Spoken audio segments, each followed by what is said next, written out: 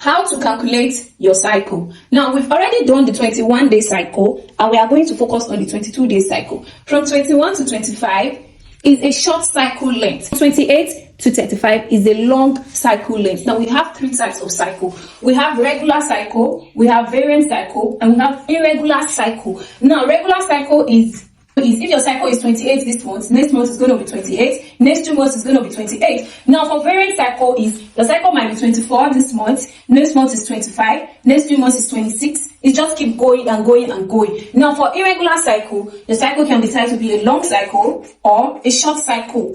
It can either be long or short. It can be 35 this month, and next month is 28. Next 2 months is 50 something, 40 something and above. That's the irregular cycle. And now today we are going to be focusing on only the 22 days cycle. Only on the 22-day cycle. Now, for a 22-day cycle, you are going to be learning two things. One, your safe space.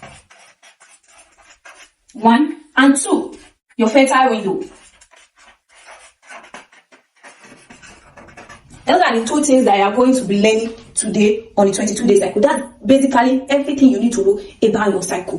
Number 1. Now, for a 22-day cycle, you saw your period on the 1st of May. We are going to be using May, June, July, and August. You saw your period on the 1st of May, and then your period lasted for about 3 days or 4 days. Let's say you see your period on the 1st, on the 2nd, and on the 4th. Those are the days that you saw your period on the 1st of May.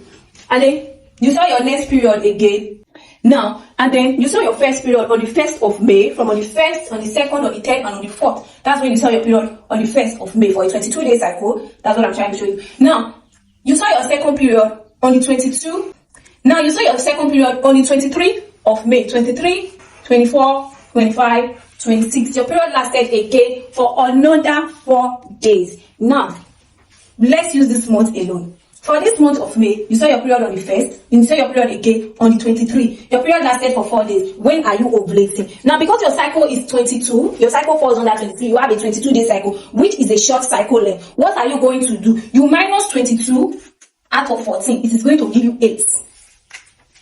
If you minus 14 out of 22, it's going to give you 8. Now, this 8 that you now have, you start counting from the very first day you saw your period. From on the 1st, 2nd, 3rd, 4th, 5th, 7th, 8th.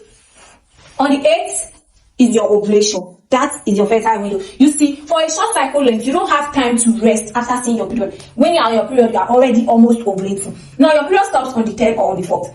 From on the 4th, 5th, 6th, 7th, you are already ovulating till on the 8th. On the 9th, you are ovulating because fertile window is for 6 days. So this is your fertile window.